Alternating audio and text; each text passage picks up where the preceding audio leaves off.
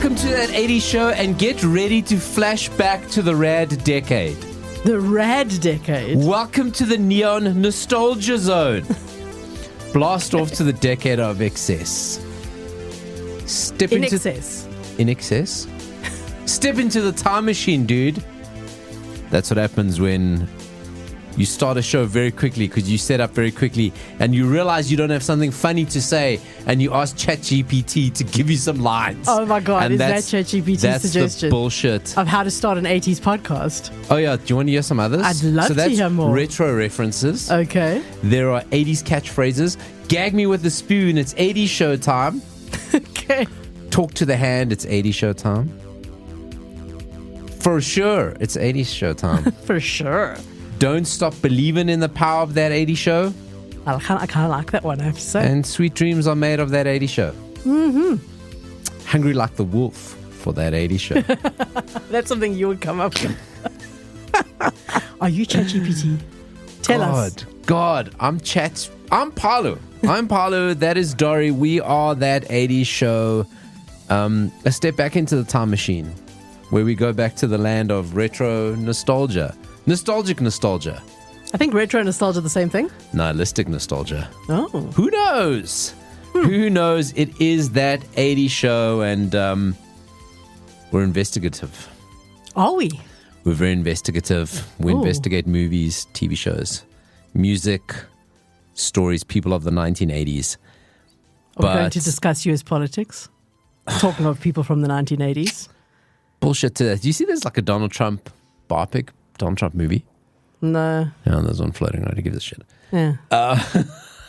Listen, a couple of shows ago, we spoke about the concept of lost media, right? Which is cool, right? Because what happens, you're getting this a lot, is that if music or movies or anything wasn't made mainstream, it's just disappeared because it wasn't captured digitally.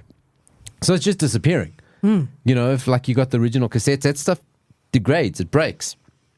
You know, so there's this whole like movement of lost media. They call it lost wave or lost call. Okay, people like it. So a couple of weeks ago, you would have remembered we spoke about the song that has been called the most mysterious 80s song ever. Yes, and it's been announced that the search is over. They found the most mysterious song. This is breaking news. An article from the 5th of November, Guy Fawkes Day. Guy Fawkes Day. Here's a firecracker for you, Dori. So here's the story, right? We covered it a while ago. Is that somebody had recorded a song off German radio in the 80s, like we did. As we did, exactly. We cassette tape, I like a song, I'm going to record it. And you made your mixtapes. Hated when the DJ spoke over it. We all know this. And somebody put this on the internet and said, listen here. Went on Reddit, went on all the forums and said, my brother recorded the song years ago. It's a great sounding song. Does anybody recognize it? Right? So if you want to be reminded, we're going to play it a bit. I think we're okay to play it because we don't want copyright strikes. No, I think I think we can risk it. I think we can risk it. Yeah. This is the song in question. I'm going to talk about two different songs, but this is the one in question.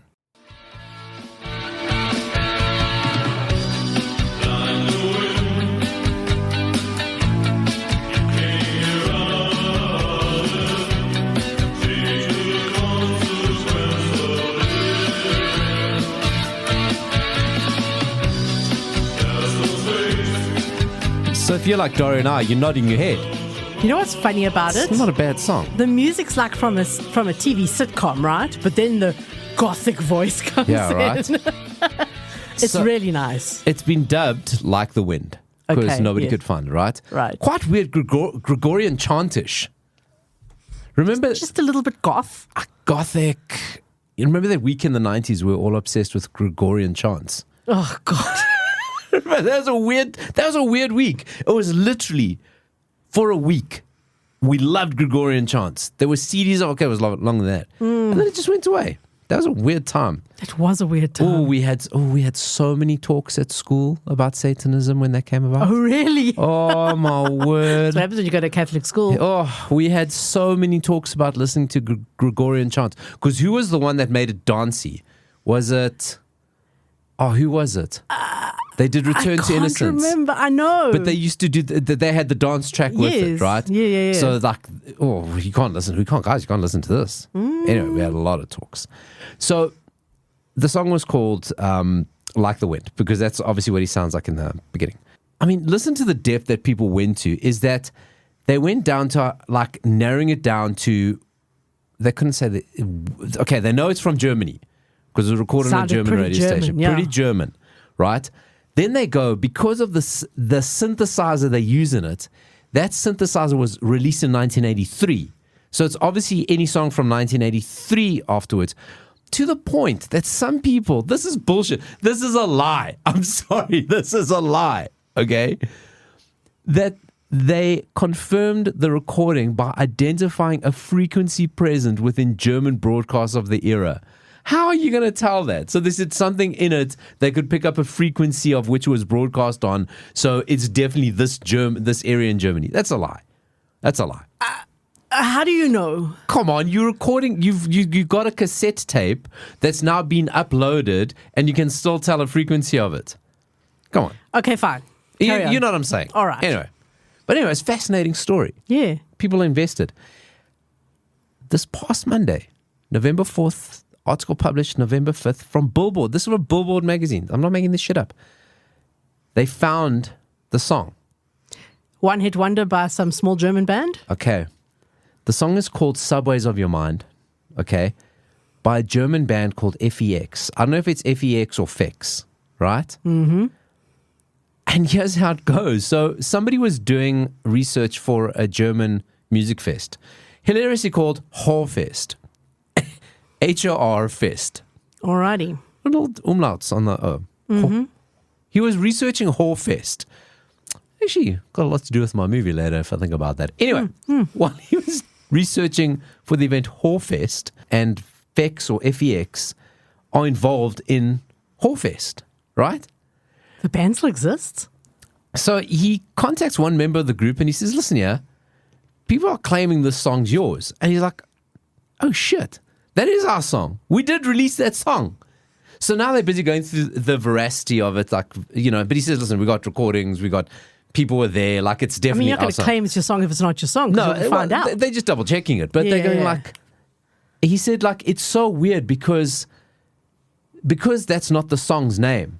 It just never popped up anywhere, Right. So they were never looking for it. They were never like conscious of it. They just like, oh, this whole world is going on over their song, and they just didn't know. Okay, hang on. They released the song in the 80s. Yeah. Did no one know or remember? No one. No. So what happened is her brother had recorded it off the radio station broadcast. Didn't keep the name. It was never said in it. Nothing. So people was it like played on radio once? It wasn't like a thing. It wasn't like a maybe there was like they say they weren't a big band. They just had the song they played. And nobody alive today went, I know them. So, well, I mean, nobody up until this point. Yeah, so hang on. Who said it was them in the first place? He was a member of the band.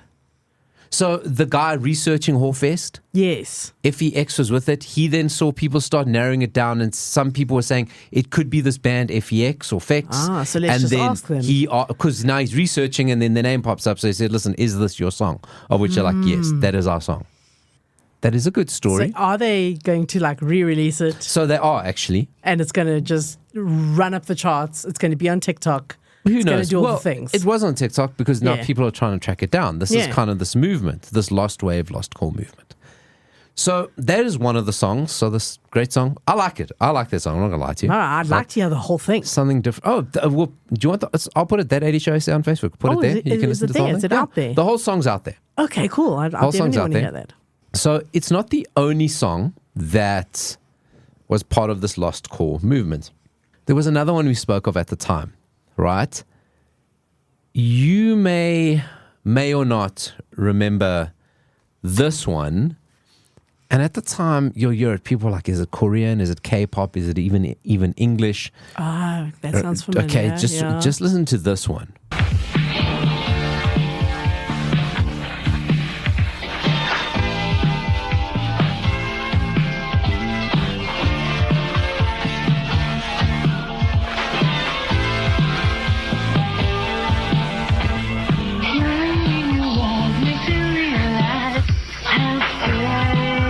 Okay, that's the song. I'm going to stop it there very strategically.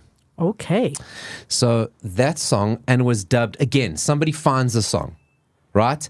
They post it up on the song Sleuths site and go, has anybody ever heard this song? Everybody knows, right? Has anybody even heard it? Now, and the person who posted it, one post, never posted again, and that was it. So the theory at the time was that as a prankster, somebody's made the song. Yeah. They made it themselves and they released it. And it's kind of a clever way to go viral. Very clever if that was the plan. So that's where we left it. Okay. But it becomes a bit of a thing. It became a thing on TikTok of people lip syncing to the song. Who sang the song? Who did it? Whole mystery. Don't know the song. Person who posted it disappeared. Whole mystery. Until they do find it. Right? It's a song called Ulterior Motives. Now, how do you think they found it? Okay. I'm going to play the rest of the song. Right? It's a bad grainy recording, but I know a lot of you listen on headphones, so you're going to be able to hear the little nuances, right? I want you to just listen behind the music if almost you can. Okay. Will that give us the clue as to who it's by? Just listen behind the music. I'm going to play it. I'm going to pick it up from where it was.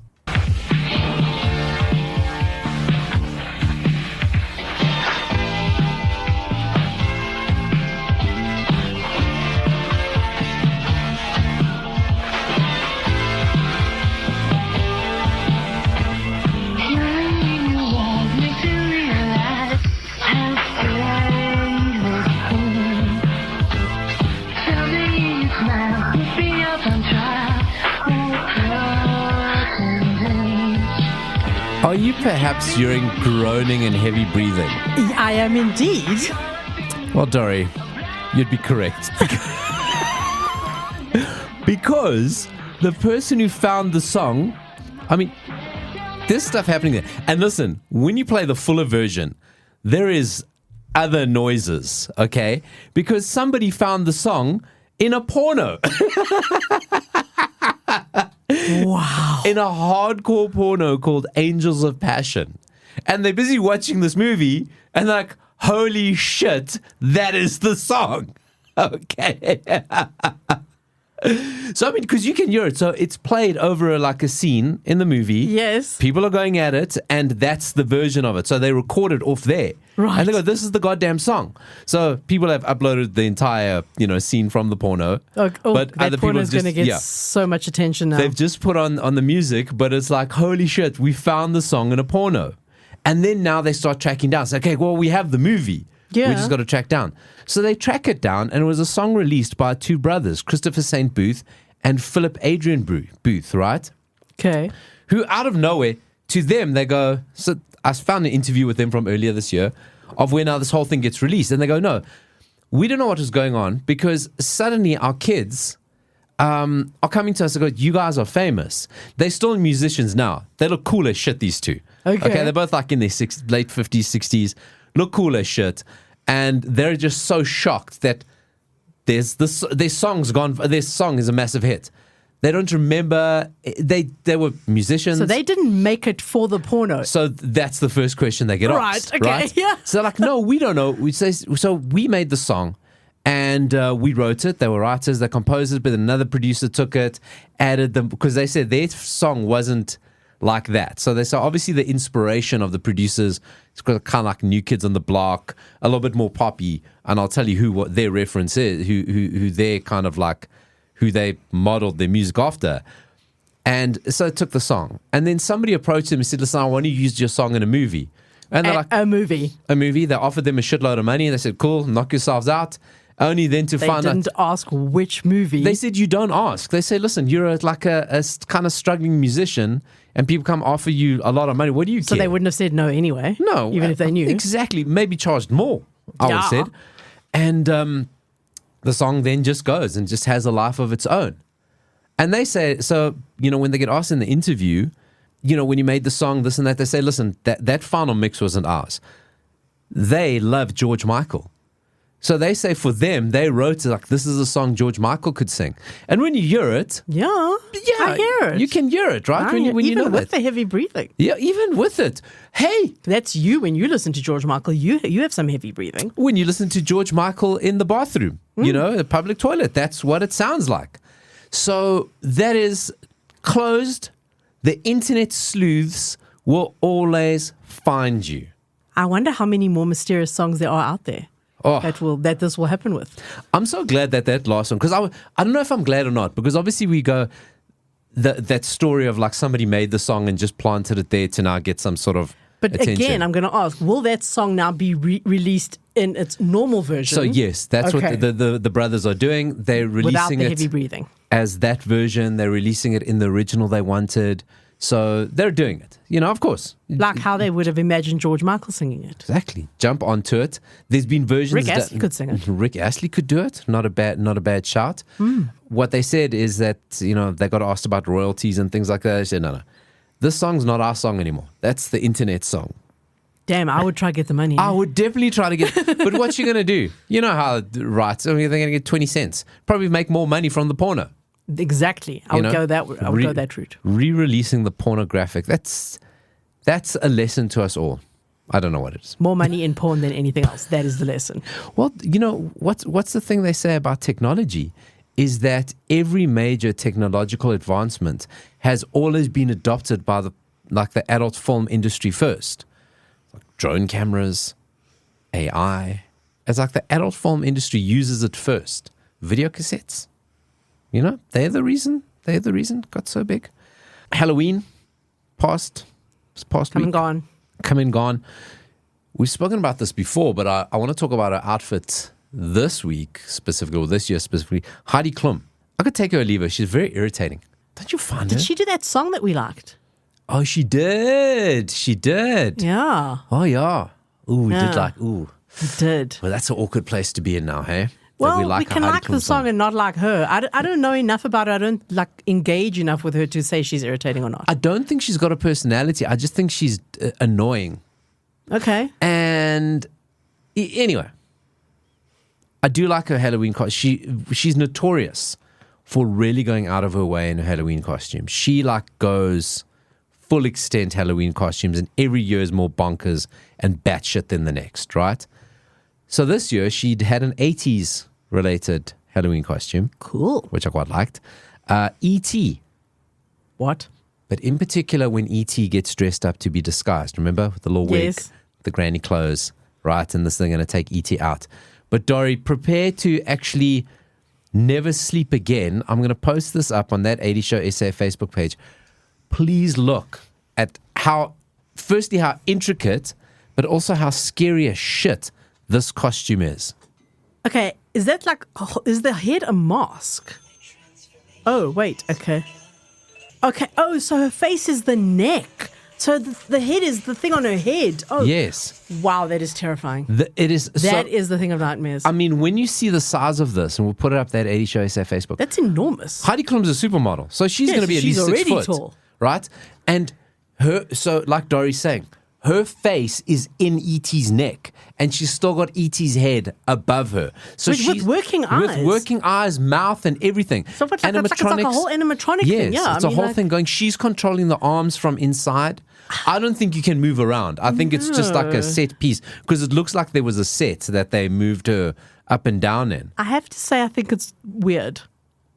I mean, it's impressive, I suppose, but it's weird. Because in that video, the way she does the Instagram post, you see her first, and then she counts down. Then there's a flash of her in the neck, just wearing the neck. You can see halfway, basically. And then it transitions again, and now you see her inside the suit, and it's quite a weird thing to describe. You'd have to see it. So much effort. You can only do that with supermodel money.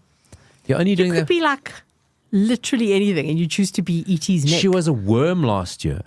Okay. She was a worm. Maybe that's her thing, is that in real life she's this beauty. Mm-hmm. So when it comes to Halloween, she wants to be the opposite of that. I mean, she's not just slutty whatever. Yeah, she's not going to be slutty nurse. Slutty zombie. Yeah. Slutty teacher, slutty astronaut, slutty scuba diver. Anything, really. Anything slutty. Slutty baker. Slutty baker. Slutty like robot pointsman, like just that's it. Because that's 90% of Halloween costumes. Yep. So let's give her credit for not being slutty E.T. God, now you just put something in my head. Sis, imagine now in your mind's eye, go to that E.T. dressed in women's clothing, slutty. Yeah. And E.T. had those long ass fingers. Hey, don't yuck anyone else's yum. You don't know. People have fetishes. E.T. fetishes. I bet you it's out there. A fetish, a fetish. You know what I'm trying. You know what I'm trying to do. It looks good written. Okay, I will not yuck on yums. Don't phone home. Phone a medical professional. Dori, we like to watch 80s movies. We do. TV shows related and the like in multimedia. 80s video games, maybe. What do you have for us that you'll be recommending to the boys and girls who are so fond of that 80s show? So this week I decided to hop onto Plex. Now, Plex, we do not get paid by Plex. But we should. I really think we should. They'll probably try to pay us in like a weird crypto. You know, one of those odd ones that are definitely porn coin. Ugh. Got a few of those. Very moist. Right. What?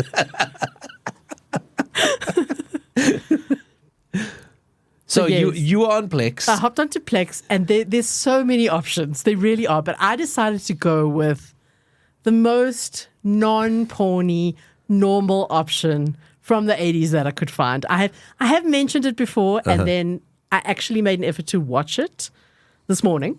Right. And I can recommend it. Okay. It's now not to be confused with the TV series with Will Smith. I'm talking about the movie called Prince of Bel-Air. Oh, Dori. With Mark Harmon. You know, good shout. Right? Good shout. Mark Harmon, Kirstie Alley, whole bunch of other people you've never heard of or remember. Those are the two you care about. You know the thing about the Prince of Bel-Air is that, you see, even when you go look, you Google, because right now you do what I do, you're Googling it and it'll bring you fresh Prince of Bel-Air. It's like, no. Oh, totally. You've got to say Prince of Bel-Air. Prince of Bel-Air 1986. Yeah. Or Prince of Bel-Air movie Mark Harmon. And funnily enough, so you know Google brings you like an overview. Yes. So in a nutshell, Google says this movie is amusing, romantic, and summary, as in SUMMERY. And I'm so glad it said that because there are a few highlights of this movie, which I will get to. First of all, if you've never heard of it, Mark Harmon's a pool guy in LA, in Bel Air. He goes around and he makes people's pools nice. Mostly rich women who he also sleeps with. Yeah. So he's like a little bit of a slutty pool guy. Yes. That's a Halloween costume for next year. Does he have an extended pole? He does. For reaching, okay. You see zero sex and zero nudity in this movie. It is very family friendly. Mm-hmm. It's very funny. So I started watching it. The theme music is extremely 80s. Yeah. And it's a made-for-TV movie. Really? Yes. Although I'm absolutely convinced I saw it on the big screen in the 80s. I know. I mean, I swear I saw it on the big maybe screen. because both of them subsequently had a lot of success. You go, why would they be in a TV movie? It is a made-for-TV movie. You know, you can tell from the credits. Oh, yeah. You know, it's made for TV. Yeah. And probably from the music, because made for TV never had commercial tracks. So made for TV. It's like it's bands who have lost songs. Made that music. So I actually started watching it last night, and my kid hears me watching it and is like, "Are you watching porn?"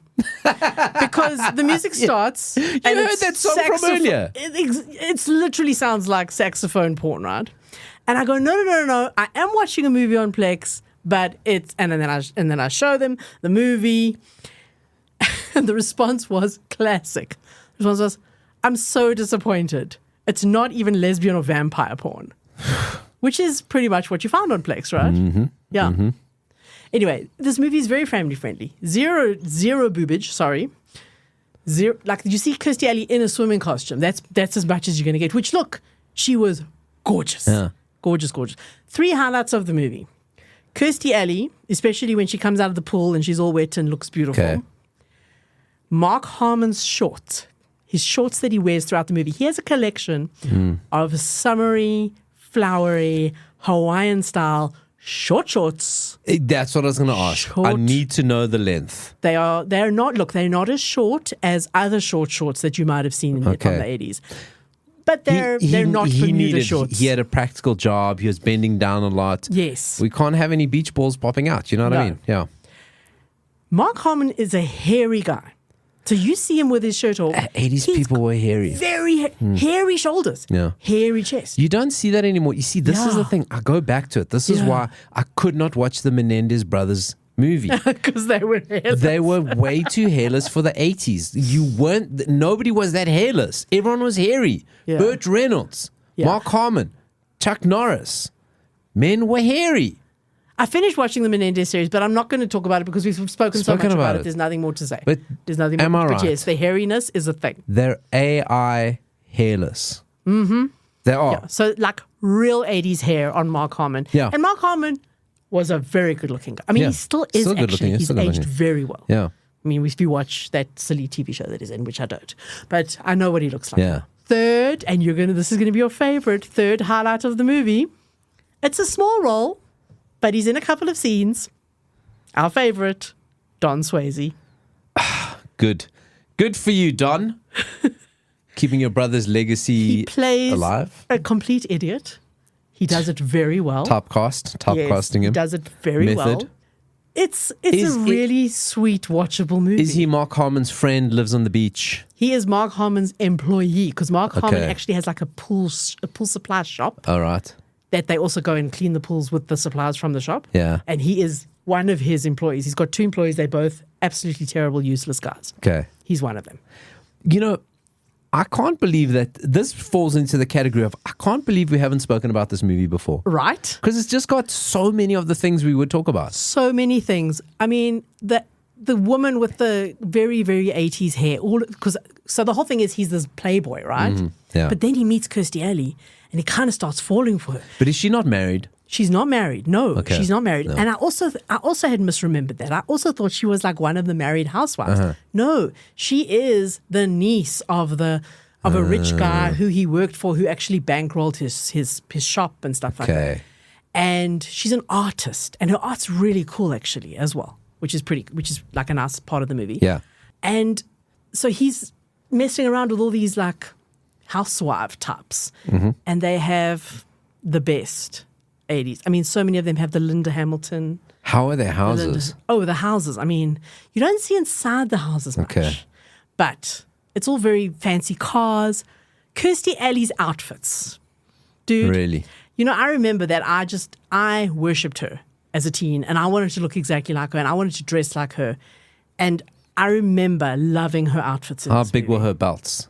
More white jacket things and like shoulder pads. Okay, and, business. So like, business, no, she was very smart. She was very smartly, because she's, she wasn't like a poor woman. Oh, and she's not for Mark Harmon's nonsense. No shenanigans from her. Oh, no, absolutely not. Completely rejects him. And I mean, the movie has everything. It has humor, it has angst, it has drama, it has... Tiny shorts, tiny flowery shorts. Yeah. And Don Swayze.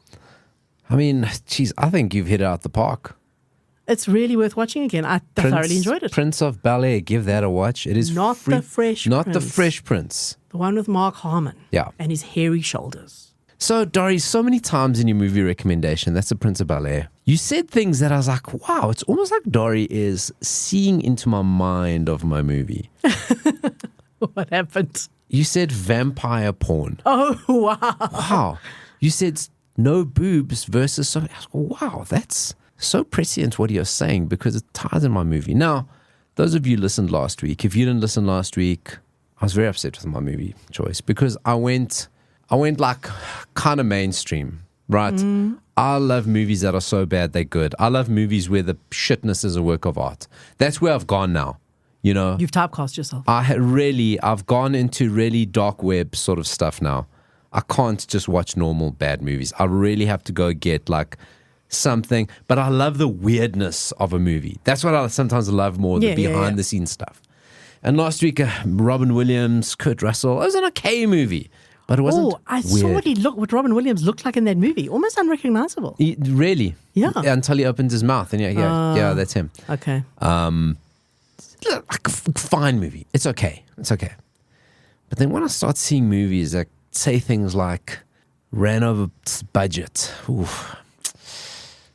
delayed production schedule, rewrites, various cuts, different people messing with the edits, I know we're going to get something very nice. When a movie, Dori, says they shot the movie in England, they wanted to have an all-English cast, but they battled to cast a British actress because British actresses, by and large, were uncomfortable with so much full frontal nudity that they couldn't find a British actress. They had to get a French actress. Not that they were uncomfortable with full frontal nudity, so much full frontal nudity. So there's a line and it got crossed? Okay, Dori. I mean, what are we talking about? Male, female, both? Okay. Because 80s, it was usually just female. My movie's got a great director. Okay. Toby Hooper. Poltergeist. Okay. Texas Chainsaw Massacre. Right? He made this movie after Poltergeist. So he's huge of Poltergeist. Some people say he didn't really direct it or finish it off. Steven Spielberg took over, but who knows? He's big. And this is his first movie afterwards. So we find ourselves in 1986, and Halley's Comet is heading to Earth. Okay. So a spaceship goes out to explore what is in the tail of Halley's Comet. Okay. Now, Halley's Comet was never part of it. They just decided to make it now. They're going to Halley's Comet because Halley's Comet was that year. Like there wasn't even SEO. What's the point? Like, everyone's going to be talking about Halley's Comet. We're going to jump in on this. Okay. I hope Halley's Comet came in 1986. Anyway, that's not the point. I think it did. They retrofit it. Yeah. They retrofit it to go well. So anyway, they go in and they go into the trail of Halley's Comet. And they find this abandoned spaceship, this massive abandoned spaceship. And they board it. And they go, fuck, this thing's fucked. And they find space vampires effectively on the spaceship. The movie's called Life Force, by the way. Life Force. Life okay. Force, right? Definitely don't know it. Nothing to do with it. The original name was supposed to be Space Vampires. But now they thought that would have been good. They were like, no, people are going to think this movie's B grade. They call it Life Force. Well, it can't be. We don't know B grade. Right. So they go and they find these like space, but they're all like dried out husks. So they're remains of space vampires. Like bats. They're big bats type of things. Are they alive? No, they're dead. They're all dead. They're like their bodies. Okay. They're like these big bats type of things. Humanoid bats. But then they stumble upon these 3 containers with 3 humanoid humans. 2 men and a woman being preserved in like some sort of suspended animation. The woman is nude as shit. We never see the male's nudity. Of course not. It's the 80s. The woman is nude. Does she have big bush? It's the 80s. Okay. Oh, Dori. I'm glad you brought that up. So the female actress played by a woman called Matilda May. Any review, anything you get about this movie, people are talking about Matilda May. People like overtly, there are only 2 reasons to watch this movie, and they both belong to Matilda May, right? Got it. She spends her scenes in this movie are 7 minutes altogether. She's nude the entire time. She was so comfortable with her nudity. In fact, she just used to walk around the set nude, right? She has no problem with the full frontal nudity. Right? Okay. At this point, I'm going to start Googling her.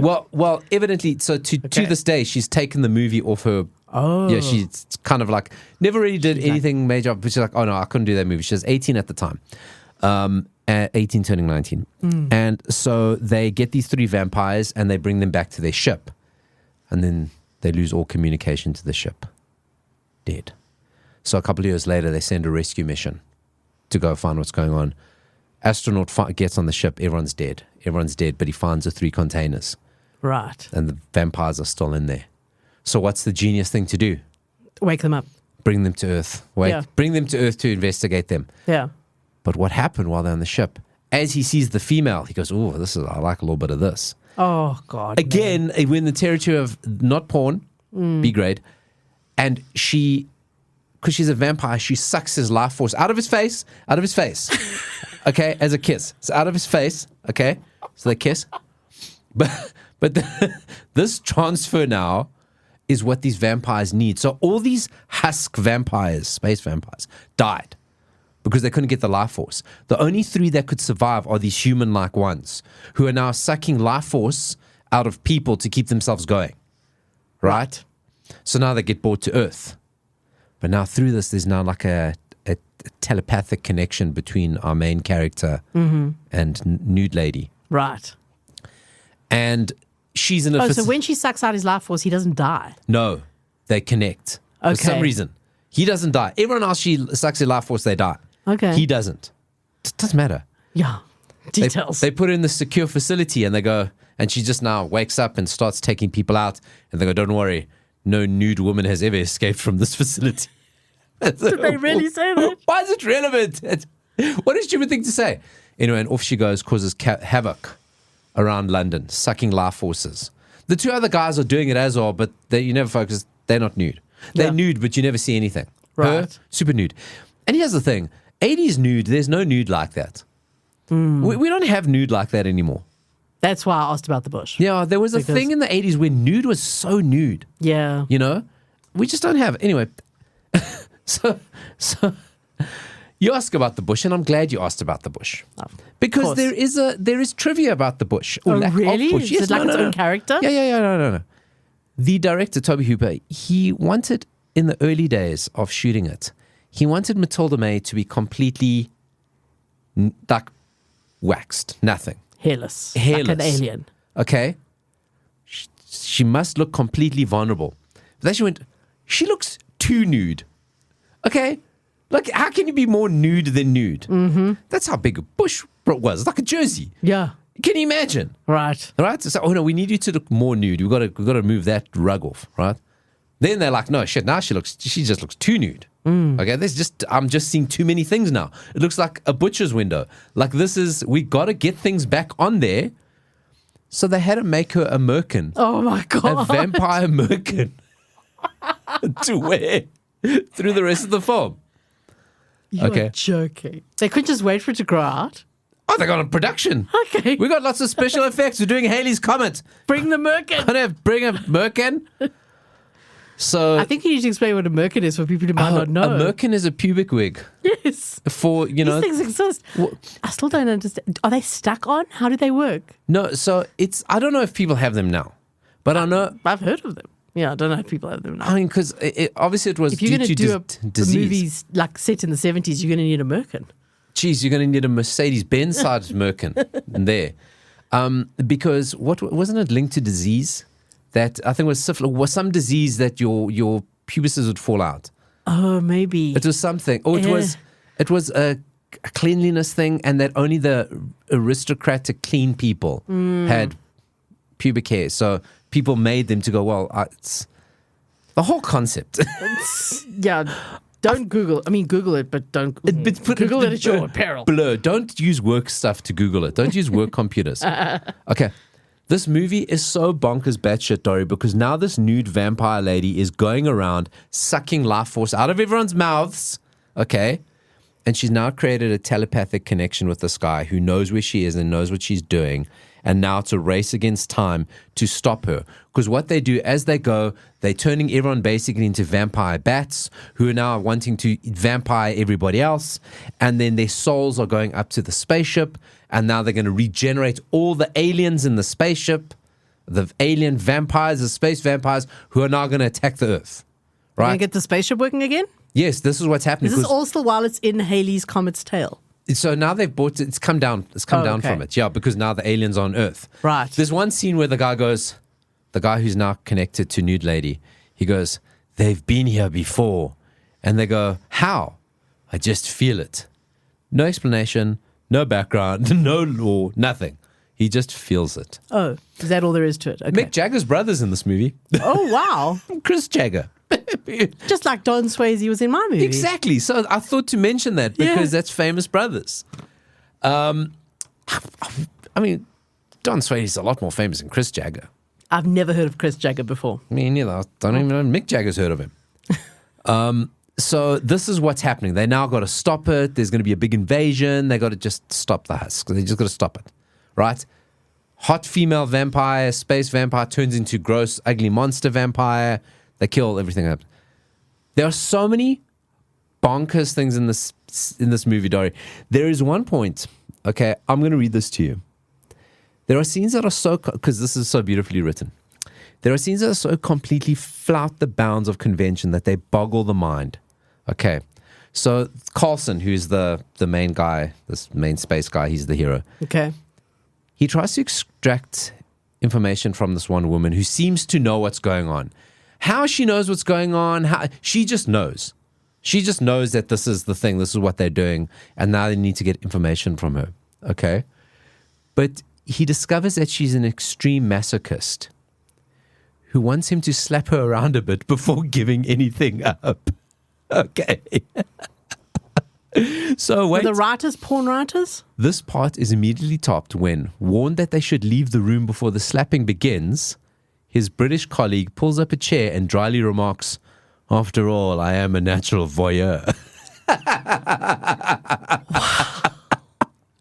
You're making me really want to watch this movie. Dori. This sounds hilarious. It has got everything that I need from a movie of this type. Everything.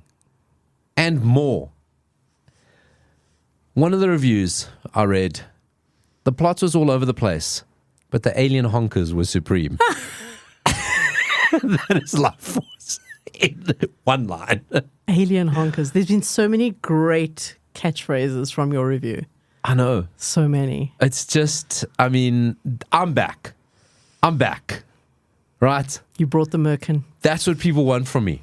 They want hairless aliens. I feel I need to sit down. I mean, I'm sitting down. I feel I need to stand up, then sit down as a reward for myself. People love music at weddings. I'm just going to transition from that. You're just going to that's it. We're done. We're done with the merkins and the aliens. We're moving on. That is my movie, Zombies. Life Force. Zombie alien merkins. It is on YouTube, but like I say, don't watch it on a work device. Yeah. It is so porn adjacent. It is unreal. But the people involved, because normally these movies, the people involved like all B grade their whole lives. Everybody involved in this, especially the directors, it's like he's a horror movie. Like he's a serious person. And Chris Jagger's in it. What are you going to do? What are you going to do? They did some scientists, some people. I don't even think it's people. I think Spotify did this research to find the most played song or the most common song in wedding playlists. Well, in South Africa, it's Mendoza. Oh, yeah. Oh, my God. That's the new one is, it's a new Mendoza. What? Excuse us for international listens. Sister Bettina. Oh. That's the new one because obviously they play it at rugby. So everyone's going, wow, I like that song. And that's Sister Bettina's the new Mendoza. Spotify basically went and they went right through Spotify to go all the playlists called wedding playlist. Ah. Right? Yes. And they went, okay, let's find a pattern here. Yeah. The most common song on all the wedding playlists. I'm going to guess it's from the 80s. Is an 80s song. Of course. Because we're talking about it here. Is it Journey? Is not Journey. Oh, wow. Journey is not even... Okay, so there's a top 10 of songs, of the most common songs in wedding playlists. Right. Number one, in 24% of the playlists is this song. Let me give you from... Let's go, all top 10. Let's do it. I want to hear all of them. Low by Flo Rida. Really? Ooh, the aunties are getting low. You know what? The apple bottom jeans, boots with the fur. It's that song. That's so... I know, it's the song from and Tropic everyone's Thunder. going low, low, low. Oh. That's so funny. We've been to those weddings. That's the part when you're at the bar. So I can't. There we go. Thank God it's a free bar. Shut Up and Dance. It's Walk the Moon. Oh, I love Walk the Moon. That's a cool song. Wouldn't have expected it on there, though. Shut Up and Dance. Yeah. You'll know it if you hear it. Okay. Is Shut Up and Dance with Me? No, that's not them. Anyway. Number 8, Crazy in Love, Beyonce and Jay-Z. Okay. Yeah. Bruno Mars, Marry You. Obviously lame. Of course.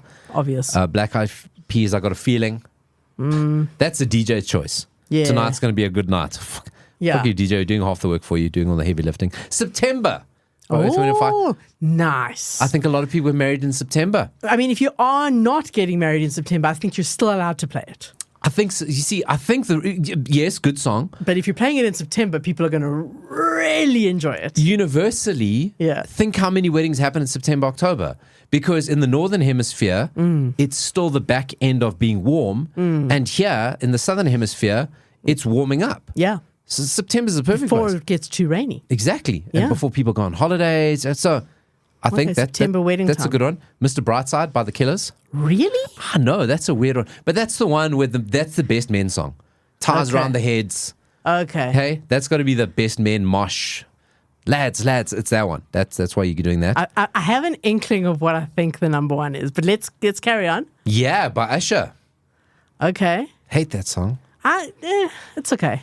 Number 2, Dancing Queen. Oh. That's for the mother-in-laws. That's for the grannies. Right. That's great. I'm so glad my granny raised me. I'm so glad you could be here, and I got a song for you, Dancing Queen. You know, that's definitely for the oldies. Number 1 song, most common song. Wait, you've got to give me a clue. I want to 80s guess wedding it. playlist, 80s song. Take 3 guesses. Okay. My first guess is probably wrong, but it's a song I've heard at every wedding I've ever been to. Come on, Eileen. Oh, yes. Okay. But it's not that, right? It's too not that- British. It's too British. That's a good one. It falls into the like lads one. I think. Yeah. I think like maybe in a previous generation that could have been the Mr. Brightside replacement. Yes. Yeah, because yes. it's got that kind of like. Also, I mean, not the 80s, but like tub thumping. Same kind of vibe. You know? It's that genre. Yeah, Yeah. It's that part of the wedding. Yeah. Yeah, when everyone's like into it. Right. There's like 30 minutes where everyone's like, we're settled. We've Yeah. eaten. We're not looking to go home. We're here. Speeches are done. Let's go. 30 minutes. Another song that I remember from my friend's mom's wedding, which was so great, It Must Be Love by Madness. Ooh, good call. Again, very British. Yes. Very slow. Too slow, right? For number 1. For number one, are we talking like serious up tempo for number Because one? remember what I was saying here. This is the Yes. part of the wedding. Effectively, Where your everyone wedding is just 30 goes minutes. mad. Yes. Because your first part is all about the formalities. Then the last part is about leaving. I've got to say goodbye to everyone. This is the middle part where everybody is like, this is the song that I would bet the DJ plays right in the middle of the entire party. When everybody, aunts, uncles, the kids are on the floor, the drunks, the divorced, your ex, everybody's on the floor. Everybody. Yo, I actually don't know. Is it? Whitney Houston, I want to dance with somebody. Oh my God. That is the most common song on wedding playlists, according to Spotify. And why would they ever lie to us? I believe it. Yeah. I think my choices were better. I know. Listen, I know you don't like Whitney Houston. No, I mean, look, I admit that that's a good song. It's a great song for what you're doing. It's Yeah. wedding. Very disappointingly, not one Wham, Wham. song no. in there. I mean, geez, what are people? They don't deserve happiness. And I hope Till Death Do You Part comes very soon. How If many you know- Wham songs played at your wedding? Oh, geez, Dori, pretty much all of everyone. Everyone, twice. Everyone. But this is not about me, even though it is. Oh, it's totally about you. Going back to Halloween costumes. So, of course, Heidi Klum is E.T. And then I think it was Cardi B.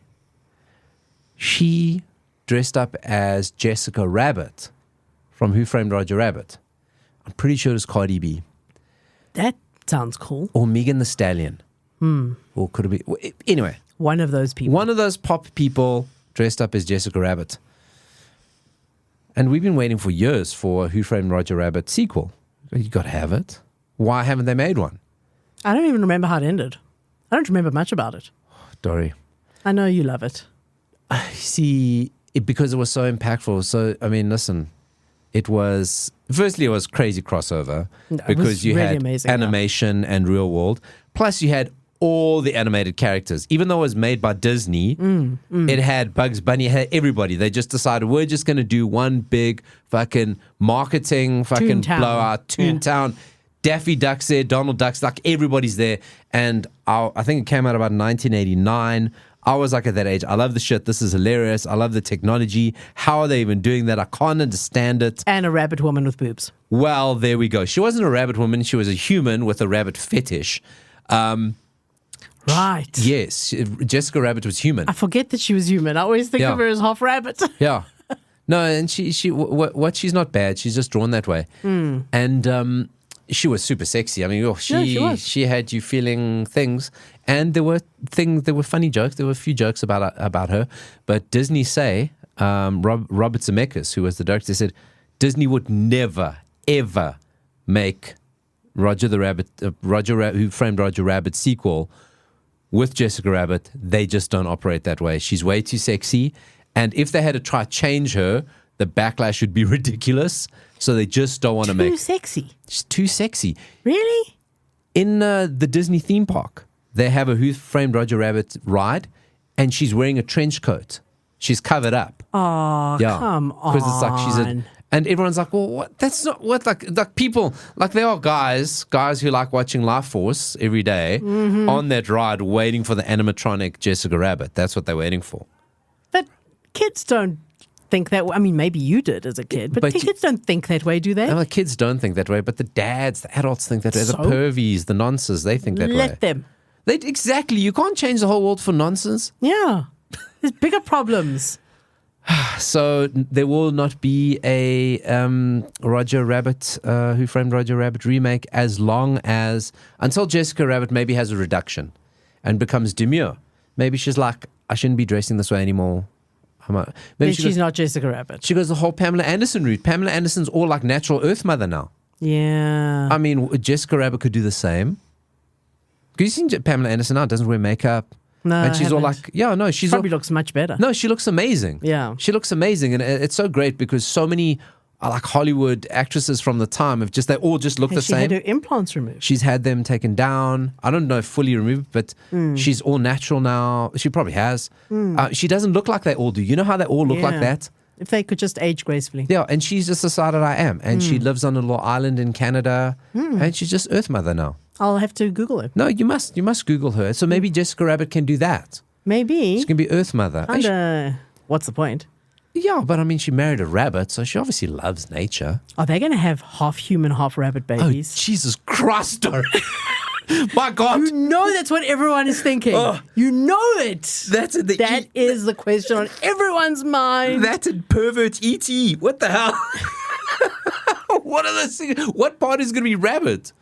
What part is going to be human? Are they half and half? Do they...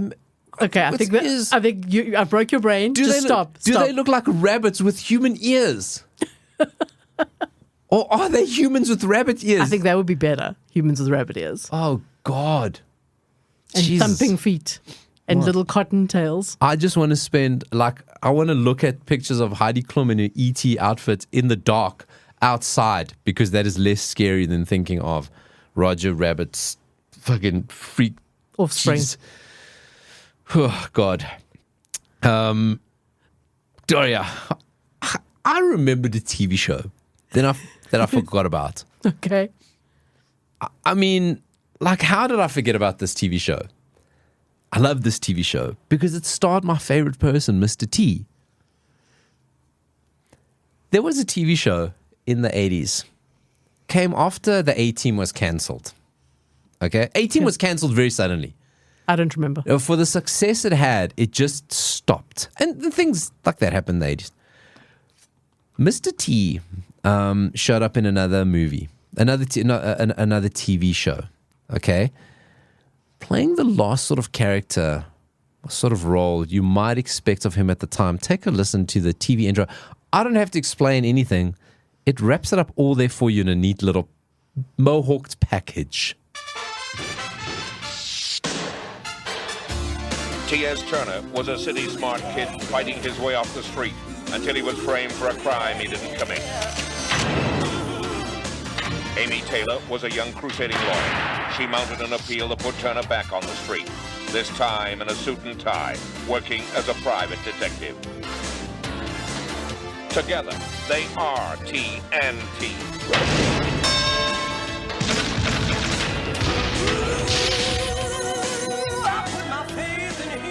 I wish everyone could see Paolo's face right now. That is a look of pure joy. Hey. Pure joy. I'm very pleased. So there was a TV show called TNT. You heard it there. Framed for a crime he didn't commit. Did we get this show? Yeah. It was, yeah. I remember watching it. It was Mr. T. Because it was basically like you tricked your brain, especially your young brain at that age. You can, oh no, A-Team stopped. Oh, hold on a second. Mr. T, B.A. Baracus is in this. He's framed for a crime he didn't, it's just Mr. T. And it's called TNT. It's B.A. Baracus. Now, he's a lawyer. So the whole A-Team got caught and now this is what he's doing. Who played the other character, the other T? So the other T was played by another actress called Alex Amini. Okay. Yeah. Don't remember.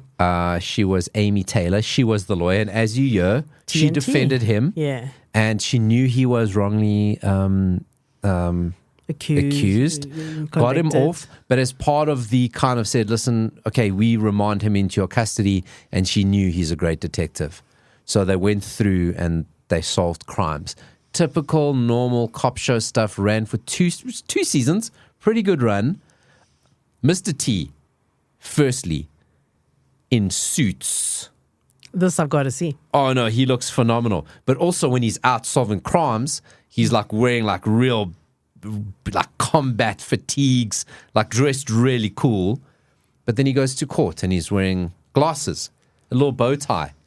He looks fantastic. High watermark in Mr. Like if you think Mr. T couldn't do better stuff, right? I mean, TNT. I don't remember it. That doesn't mean it wasn't a success, right? Because if it has 2 seasons, listen, it must have been somewhat successful. You're hanging a lot on Mr. T. He's doing a lot of the heavy lifting. He's doing a hell of a lot of heavy lifting. You can find TNT. It is on Nelvana's YouTube channel, Nelvana. They made it. There is also another YouTube channel called Retro Recap that the entire run is on there. Oh, it's Retro Rerun. Then I'll check it out. It's all there. TNT, I'll post that trailer up, that 80 Show SA Facebook page, so you can see Mr. T in his... He's like... I'd like to see him in glasses and a bow tie. He looks great. Yeah. I want him defending me. He pities the fools. He pities the fools that ask for silence in court. You know? It's a good show. Good show. Remember that. Put that in your little brain.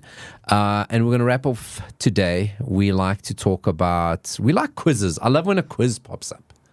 Okay? I'd like to quiz Dori. Now, Dori, I got this quiz. I got 8 out of 10. Oh, okay. Pretty good. From BuzzFeed. Sorry, but no one under the age of 40 will be able to pass this 80s movie quiz. Oh. Okay, so we're comfortable. We're over. Let's see, can you beat my score? And play no along pressure. at home. Wow. Play along at home. Play along at home. You're going to get one that I didn't get, but I think we're going to get the same. Okay. Play along at home. Let's see.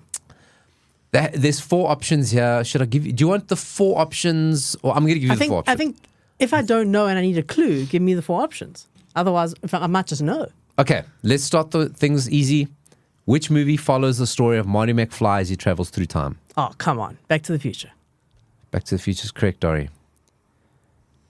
What candy, E.T. related, what candy does Elliot use? Young Drew Barrymore. No, Elliot was the boy. Yes. Yes. She was Murty? I think that was Drew Barrymore's character. Gertie, that's the one. What candy does Elliot use to lure E.T. in the movie E.T. the Extraterrestrial? I think it's Reese's Pieces. You think right. Yay! Well played. Because remember when we were watching, we didn't have Reese's Pieces in South Africa. They're so good. They are so good. I want some right now. But they gotten so small. Have you seen? No, I haven't had in a while. Oh, they're teeny. They're so teeny now. You just have to have more then. Good, yeah. What city does the movie Ghostbusters take place in? Oh, my goodness. Oh. Oh, my goodness. Oh, dear. I feel like this is a trick question. No? I want to say New York, but... I'm going to give you New York, okay, that's fine, because you don't have the clues in front of you. Okay. Because sometimes... But I'm thinking it's obviously New York, but then maybe it's too obvious that it's New York. No, it's New York. Is it New York? Okay, cool. Which of these movies focuses on students at Shermer High School? That would be The Breakfast Club. That would be correct. Oh, Dori is doing... I was also got everything right up until this point. Okay. What type of car does Cameron's dad drive in Ferris Bueller's Day Off? A red one? Wait. Okay, Let me think. I'll I'll give you the options because the Give me the options help. options. A Lamborghini, No. a Ferrari, a Porsche, or a Bugatti. Is it a Porsche? It is a Ferrari. Oh, I've got one wrong. It is a Ferrari. I thought Ferrari We was spoke too about obvious. this last week when we were talking about not being scared of Elon Musk's aliens because we had 80s robots. Yes. What do they call the human-like robots in the movie Blade Runner? Oh my God, I know this. I'll give you the clues. Wait, replicants. Well done. You see, because sometimes when you got the Yeah. clues in front of you, it's No. Yeah. Yeah. Well done, off memory. In the Goonies. Oh, I'm going to be in trouble with this What one. shape is the lamp on Mikey's bedpost? Your options are pirate hat, anchor, skull, or cannon. I'm going to guess skull. Good guess, Dori. Good guess. It was a guess, Yeah, but got it's it right. Okay. Well, This it is was a one I got wrong because I don't know. I've never heard of this movie. In The Princess Bride, what's the name of the substance that Wesley builds up an immunity to? guess. Oh, goodness. Give me the options. Fire sand, nightshade, snake venom, or iocane powder? Nightshade. Nightshade. It is iocane or locaine powder. Oh, wow. Iocane or... I don't remember that detail. yeah. In Gremlins, what are the 3 rules for taking care of a mogwai? Don't get it wet. Uh-huh. Don't feed it after midnight. Yeah, correct. Oh my God, what was the third one? Oh, okay, hold on. I'm going to give you that because in the options here, they've got all 3 of them together. So Okay. you would then see keep it out of bright light. Oh, okay. Okay, so if you're doing the quiz yourself. What fake name does Axel give to the hotel in Beverly Hills Cop? Oh, Lord. And I've just watched this. I'll give you Give me the options. Prince, Stevie Wonder, David Bowie, or Michael Jackson. He says he gives that name as one of the names. Michael Jackson? That is a flyer, but you got it right. Yo. This one is impossible. In I've already got 2 wrong. Hey? In When Harry Met Sally, what song do Harry and Sally sing on the phone together? Shh, I'll give you the options. Oh, What a Beautiful Morning, Getting to Know You, The Surrey with the Fringe on Top, Many a New Day. What? Exactly. Take a flight. Getting to know you. Getting to Know You.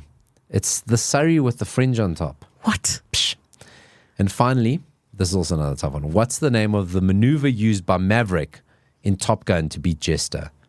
The inverted dig, the negative G push, which I think was in my movie, the high speed push, also in my movie, and the Viper maneuver.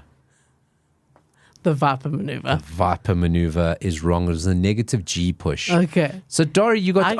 I got like No. way less than you. Actually, Dori, I did this quiz very quickly. It is not out of 10. It is out of 12. I got 8. You got 9. Really? Yes, Dori. Well done. Okay. Good. You know the 80s better than me. Oh, at least slightly. And you didn't have the prompts. I had the prompts. So well done. That is good. Oh, there's a lovely little girl in a windbreaker here to congratulate you. She's got a boombox to signify her 1980s-ness.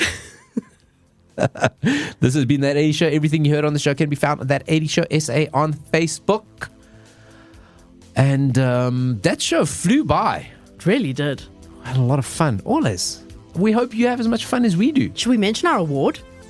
Oh, we're going to be so chintzy. Let's mention our yes, award. Awards. Awards. Hubhopper, International Podcast, Best Entertainment Podcast, International. We won a South African Podcast Awards, Gold for Best Cover Art. Yes. We won it. We got a Silver for Best Music and Entertainment. There's a show that keeps beating us Yes. in everything. Yeah. We keep coming second to it. Vote, listeners. Do we join them or do we kill them? I won't name them because I don't want to be incriminated when they do eventually succumb. So that's a vote. Beat them, kill them, suck their life force out their mouths. Thanks for joining me, Dori. Goodbye.